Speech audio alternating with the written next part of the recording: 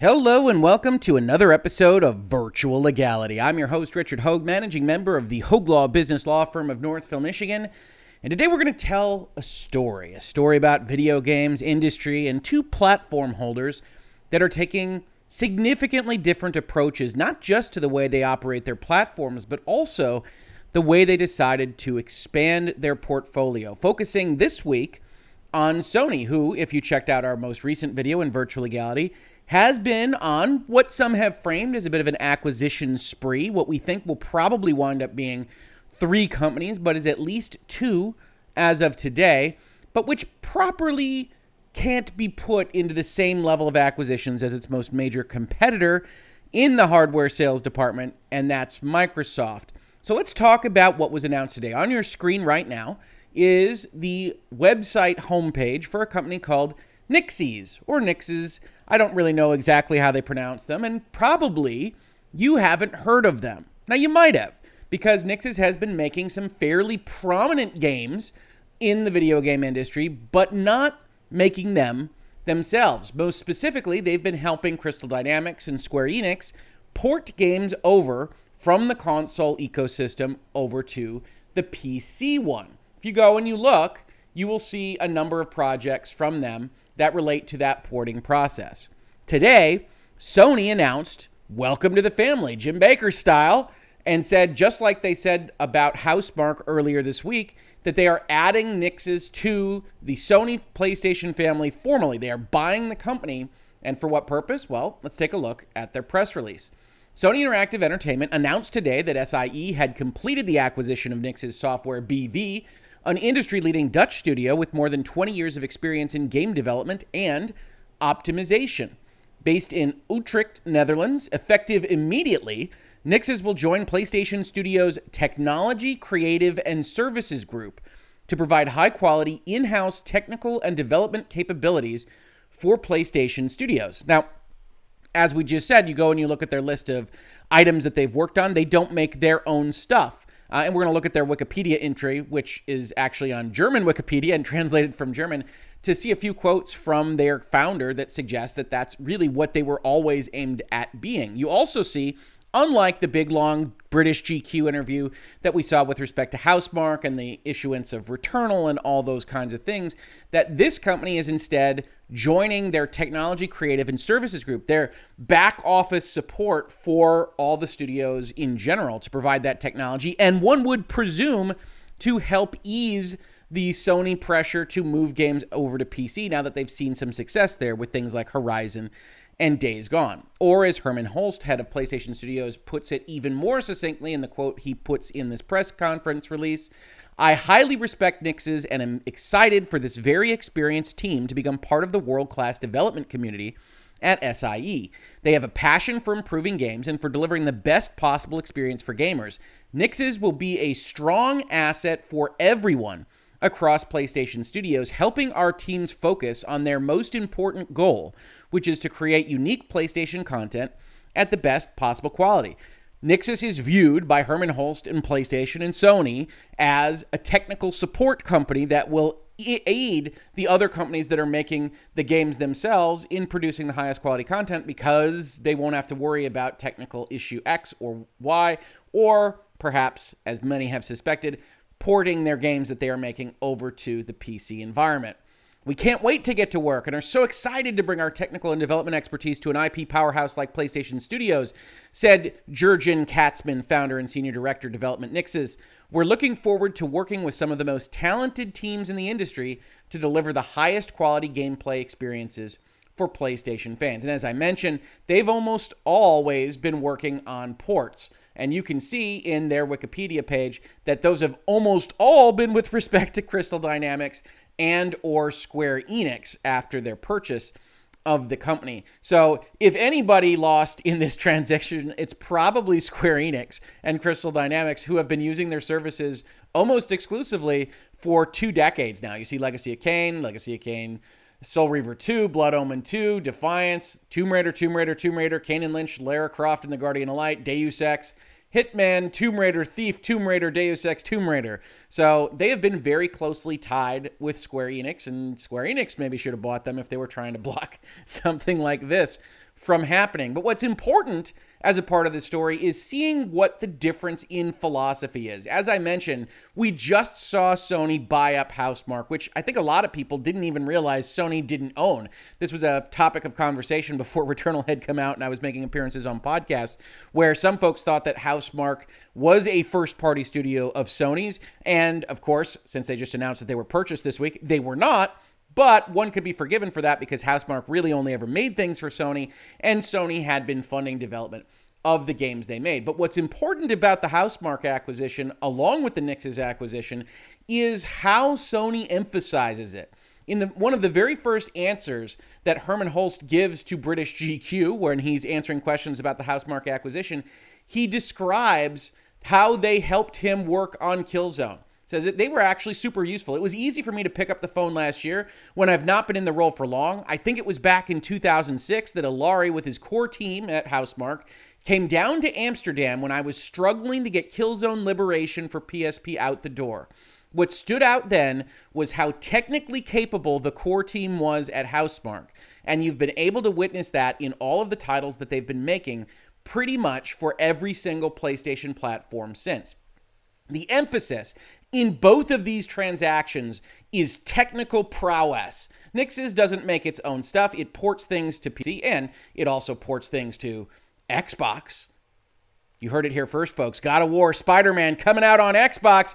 No, please don't tweet that out. Don't share that. Don't take clips of that part. We're joking here.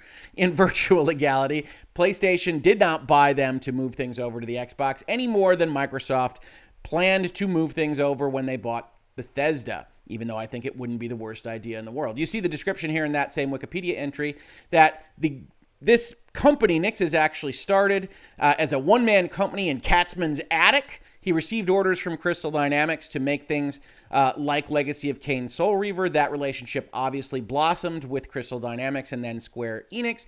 And you see here, according to Katzman in an interview in 2011, the company does not aim to develop in-house, as Katzman has no passion for game design and sees his focus on technical service. Doesn't look at designing the actual game, the platform that you interact with, as much as helping the back end and helping get these things functioning properly on the platforms that they're going to be on. So this is essentially adding technical support for Sony's entire global brand of studios.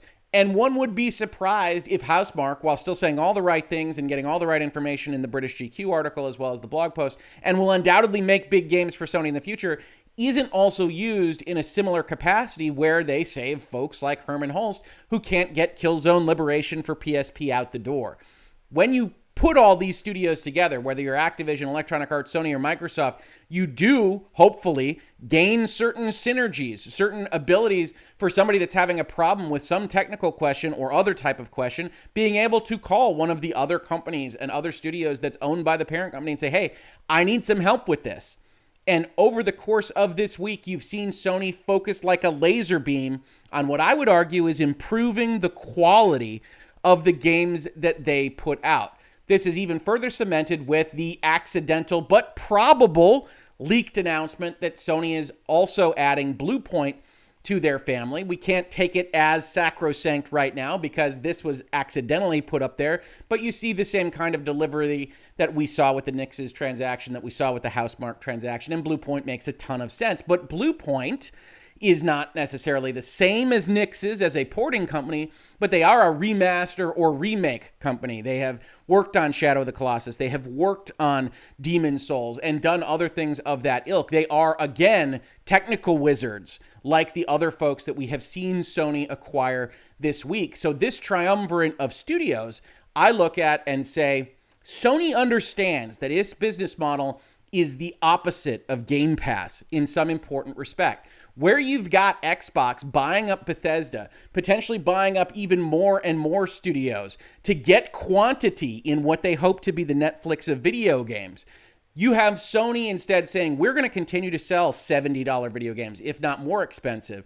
And we're going to continue to sell them on the premise that this is the elite kind of offering. This is the stuff that the equivalent of foodies in the world of gaming will go to get, and Game Pass is the old country buffet where you just want to get games shoved into your mouth. Now that, I know people are going to come into the comments and say, Bethesda doesn't just do that.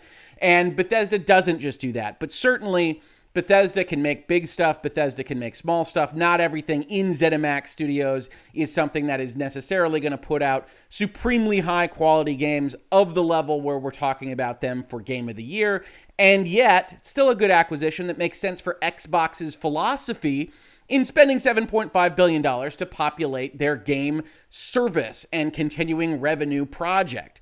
Sony, on the other hand, has said pretty flatly they don't want to go into that business. Now, they'll probably be forced into it in some respect, but they want to sell you a game in Ratchet & Clank for $70. And if we've got back office technical support to help make that happen more often and at a higher quality, Sony thinks that it can sell you that premium product and have a successful business model when Xbox is moving towards this.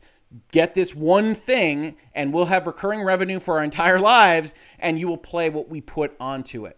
I have no problem with Bethesda. I think they make good games. I think a lot of the studios in Bethesda make good games. I think Arcane is criminally underrated and was selling much less than they should have for the games that they put out there. But there is no question that when we talk about technical prowess, that just buying entire publishers and buying companies like Double Fine or In Exile have had historical problems with fidelity and having their games run smoothly, that we're talking about different philosophies, and importantly, philosophies that make sense for both sides. So yeah, I named my video quality over quantity because, hey, I've been YouTubing for a while now. I know what's more likely to get clicks than not, but I truly believe that that is the distinction in philosophy here. Microsoft wants to put out the highest quality products they can within that philosophy.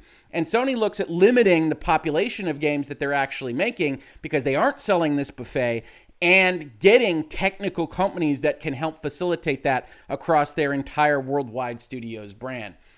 Which now leads into the second portion of this video, which is that Sony is still archaic in important respects.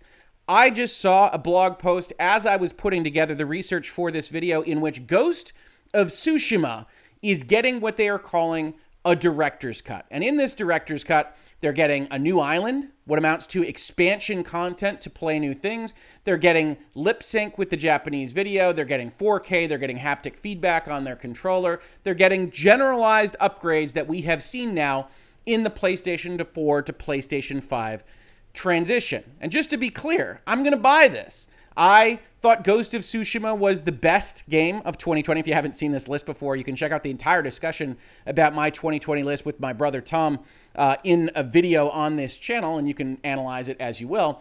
But Ghost of Tsushima was my favorite game of last year. I'm going to get an expansion. I'm going to get an upgrade. And yet, I can't help but feel taken advantage of with the way that Sony has positioned their sales offering for Ghost of Tsushima and the price gates that are related there too. In order to understand that a little bit more, we need to take a look at my number 2 game from 2020, Final Fantasy VII Remake, who, if you haven't been following it, just put out its PlayStation 4 to PlayStation 5 upgrade 2 weeks ago. And they call it, as Square Enix likes to do, a random name, Final Fantasy VII Remake Intergrade. And I think it's Side Mission Yuffie or something like that, Intermission with mission capitalized. God love them. Square Enix names their things really, really weirdly. But if you go and you scroll down and try to figure out exactly how you're going to buy this thing, you scroll and you scroll and you scroll and you see in this Newsweek article, if you purchase Final Fantasy VII Remake on the PlayStation 4, you will qualify for the free PS5 update. If you've never owned it, you can buy this new version, which they call Intergrade, at the full price of $70. So if you have the PlayStation 4 version, you're going to get Final Fantasy VII Remake, and it's volumetric lighting, and it's 60 frames per second, and all the PlayStation 5 bells and whistles on it for free. And if you've never owned it, it'll cost you $70. And if you want to get the expansion that they put into Intergrade, it'll cost you $20. Now, even I, looking at $20, and I hope that's pretty good. And as you might have heard from me on Virtual Legality, I think the Yuffie DLC here is basically one of the best pieces of video game content I have played this last year. And also that the upgrades to the baseline game are nothing to sneeze at all. You see here the Washington Post, Final Fantasy VII Remake Intergrade sets a new standard for console generation updates. And indeed it does. It's an absolutely fantastic upgrade that was given for free, as upgrades have tended towards here in the PlayStation 4 to PlayStation 5 or Xbox One to Xbox Series X generational transition. And yet, Ghost of Tsushima, one of their most popular games. Sony knows what they can try to leverage out of people, but let's walk through exactly what they try to do. Again, focusing on quality over quantity, but also focusing on taking every single dollar that they can from you in something as simple as a generational transition. So, if you already own Ghost of Tsushima on PlayStation 4, you bought it $60, day and date, you were excited about it, you put it as number 1 on your 2020 Game of the Year list, whatever it might be, you can pre-order an upgrade to Director's Cut on PlayStation 4 for $20. Now, note what that is. That's you getting the expansion. That's you getting the island, because you're not getting the PlayStation 5 upgrades. This is just you buying the island expansion for $20, all on the PlayStation 4. And that upgrade will become available starting on August 20th. Now, starting on August 20th, if you bought the Director's Cut PlayStation 4, you can upgrade it to the Director's Cut PlayStation 5 at any time for $10. Now, that's the most baseline upgrade path. So you upgrade on the PlayStation 4 first, then you upgrade that whole unit to the PlayStation 5. That costs you $10. Compare it to Final Fantasy VII Remake, and you'll see that the difference there is $10 to free. That's not necessarily the end of the world. Might even be bigger and better than the Final Fantasy VII Remake upgrade. Now, I don't necessarily think that actually charging for this generational shift makes a lot of sense, especially when you're Sony and you're apparently doing it randomly. You think about things like The Last of Us Part 2, they put up a free upgrade. You think of Days Gone, they put up a free upgrade. That's tended to be what they are doing, and here they're directly charging $10 for that upgrade. More unfortunately is the notion that, okay, I have the PlayStation 4 copy of Ghost of Tsushima. I would just like to get the upgrade. I don't need the new Icky Island $20 expansion. I don't know whether I will like it. I'll wait on reviews, but I do want that PlayStation 5 upgrade because I would love some 60 frames per second 4K. I'd love some haptic feedback, stuff that's pretty normal in the upgrade pathway, and that Square Enix and Final Fantasy VII Remake, one of the best games of last year, offered for free. You'll note there isn't a bullet point for that. I can't do that on the Sony or the PlayStation 5. So what do I have to do? Well, I find myself in this third bullet point. I can upgrade directly from original Ghost of Tsushima PlayStation 4, what you would have bought last year, to Director's Cut on PlayStation 5 for $30. $30, not an insubstantial amount of money. And what you see here is a pay gate, a tying of two products, right? It's self-evident what the cost of an upgrade from PlayStation 4 to PlayStation 5 is to Sony in their experience, in their opinion, and that's $10. But I have no ability to just buy an upgrade from the original PlayStation 4 to the PlayStation 5 for that $10. Instead, I have to buy the expansion. If I want my game to use the PlayStation 5 bells and whistles to get that upgrade, Sony says, we don't care if you're not interested in Icky Island. You have to purchase it. And that goes in either direction that you look at this. You're buying Icky Island up here for $20 in order to get the $10 upgrade path, a total of $30, or you can just go straight there for that $30. Either way, you're getting a significantly lower value proposition than what Square Enix and Final Fantasy VII Remake offers, and I'm using that as an example because it came out in the last couple of weeks. But most upgrade paths are free, potentially with an expansion. You just saw a game like Greedfall, which was one of my top games of 2019, have a generational upgrade that was offered for free. And with that free upgrade, they also sold, I think, an $8 or $9 expansion. And Greedfall isn't anywhere near the level of Final Fantasy VII Remake and Ghost of Tsushima, but it's a good game. And you see that free pathway because they're increasing frame rate and changing a few graphical issues. And maybe it'll be worth it for $10 on the Ghost of Tsushima side. Maybe it won't. The point is you won't be able to just spend $10 if you want that PlayStation 5 version. They're holding that upgrade hostage with the purchase of the expansion pass. And we saw Sony do this before, right? We saw Sony do this before with respect to Marvel's Spider-Man Remastered project. If you don't know, they released a PlayStation 5 version of their 2018 classic game now, Spider-Man, which is absolutely fantastic, but they refused to sell it openly. Instead, if you wanted to buy Spider-Man Remastered, you could only get it as a purchase within a special deluxe edition of their Spider-Man Miles Morales product, or for a $20 upgrade when you already owned a standard Miles Morales. So you had to get Miles Morales in order to have this product available to you at all. They're tying disparate but related things together. If you go back to this pricing here, you could kind of frame it the other way and say Ghost of Tsushima PlayStation 5 edition is being held hostage for the icky game for $30. Now, that's better than the Miles Morales pricing, which was significantly more, but it's still a tying of two things that you may or may not want together in a market where Microsoft is busy saying, oh no, you'll get the X version and the S version for free whenever it's available through smart delivery, and where even other third-party companies and Sony itself are putting out PlayStation 5 upgrades to games without a lot of ceremony or concern. Now, you might look at this and say, hey, it's going to be a bigger deal on PlayStation 5. And I could say, maybe it will be. And so we could talk about that $10. But I'm never going to be in favor of this tie bar here to a different product that I may or may not want. If you want to kind of think about this in another way, because, hey, Rick, you love Ghost of Tsushima. Imagine a bad actor. Maybe it's not Sony. Maybe Sony's the best company on earth. I don't know. But imagine a bad actor that says, we're going to upgrade this for PlayStation 5, and we're going to say it's coming with a $20 expansion. That $20 expansion is a half hour long, and it's really terrible. You cannot get the upgrade that is otherwise great for the game that you love without buying this thing that turns out to be terrible. Now, I have no reason to believe that that will happen. I already said at the top of this video I would be buying this because I think it'll be great, but I would like the option not to, and I really do think the difference in philosophy that you're seeing in terms of things like acquisitions and in terms of fighting what amounts to a company in Microsoft that has decided to empty the piggy bank to compete in the gaming industry using money from all this other stuff that apparently they sell, you know, like server space. I think they sell something to companies of some kind.